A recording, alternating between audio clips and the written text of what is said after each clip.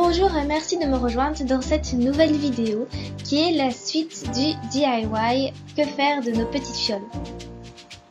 L'idée dans cette vidéo-ci, c'est celle de faire non seulement la création sur le bouchon en Fimo, mais aussi le bouchon en lui-même. Donc vous voyez, c'est la toute dernière fiole sur l'image à droite que l'on va réaliser dans ce tutoriel-ci. Il y a évidemment plusieurs idées à avoir, moi j'ai simplement repris, vu qu'on est en été, l'idée de faire une coupe de crème glacée. Alors pour réaliser cette fiole, vous allez avoir besoin du bouchon de votre choix et vous allez venir en faire un moule. Attention à bien faire en sorte que le haut du bouchon soit aussi le haut de votre moule. Comme ça vous pouvez venir directement faire la création sur le dessus lorsque vous avez passé le tout au four, si évidemment votre pâte à moule passe au four.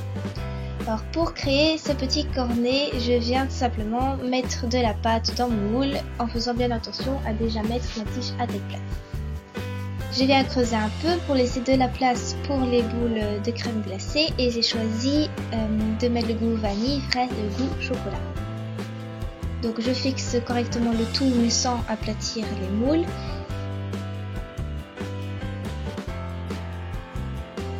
Et ensuite je viens le texturer avec mon cutter.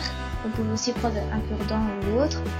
Et à la fin je viens passer avec ma brosse à dents. Désolée, j'ai coupé cette partie là en montage vidéo. Faites attention lorsque vous faites votre texture de ne pas venir salir les boules plus claires avec la boule plus foncée et vice versa. Entre chaque boule, nettoyez les petits restes qu'il pourrait y avoir encore sur votre cutter. Et faites aussi attention à bien garder la forme arrondie de vos boules aussi vers le bas de celle-ci pour que ce ne soit pas moche lorsqu'on va sortir le tout du moule. Il faut qu'elles soient bien toutes les trois rondes.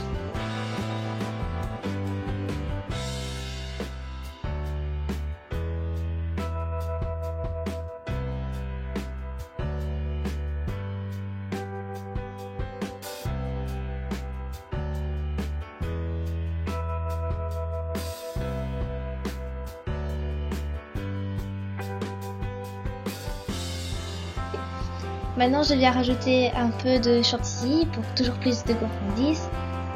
Pour ça j'ai mélangé un peu de pommade pour les mains avec de la fumée blanche. Ne vous en faites pas, ça passe parfaitement au four.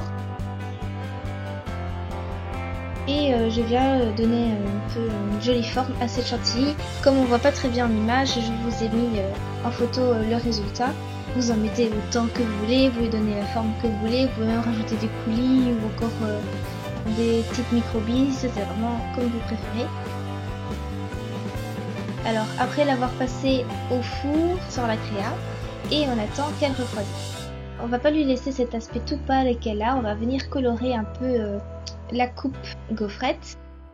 Et pour ça j'ai dilué tout simplement de la peinture brune avec de l'eau et je suis venue mettre plusieurs couches jusqu'à ce que je sois satisfaite.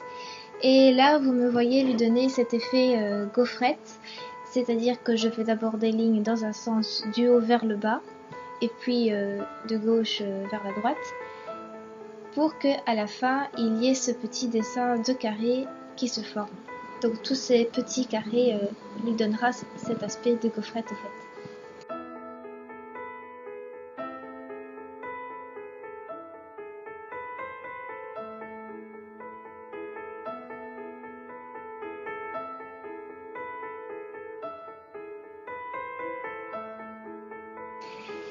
Ensuite avec de la peinture couleur chocolat ou brune, je viens rajouter le détail sur le sommet de ma coupe gaufrette, donc juste avant les boules de glace. Je viens lui rajouter une petite ligne de chocolat pour que ça fasse plus joli et plus gourmand aussi.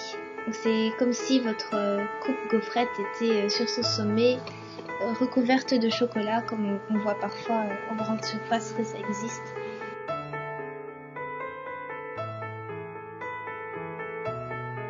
Donc voilà, après ça je laisse simplement sécher et puis je vais mettre du vernis. Pour réaliser la fiole, j'ai simplement mis des petites décos étoiles bleues dans la fiole. Et pour réaliser la petite planche de bois que vous voyez à l'intérieur. J'ai pris tout simplement les bâtons de glace qu'on utilise pour faire nos glaces en fimo. Ce bâton de glace, je l'ai coupé de chaque côté, donc j'ai enlevé le côté arrondi. Pour faire l'écriture Love avec un cœur que vous voyez sur la planche, j'utilise le tampon que vous avez pu voir déjà dans cette vidéo-ci, voir le lien qui apparaît que j'avais acheté.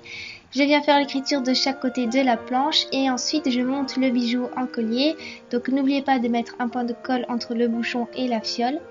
Pour ce collier-là, j'ai choisi de prendre une breloque appareil photo à laquelle j'ai rajouté un strass brillant.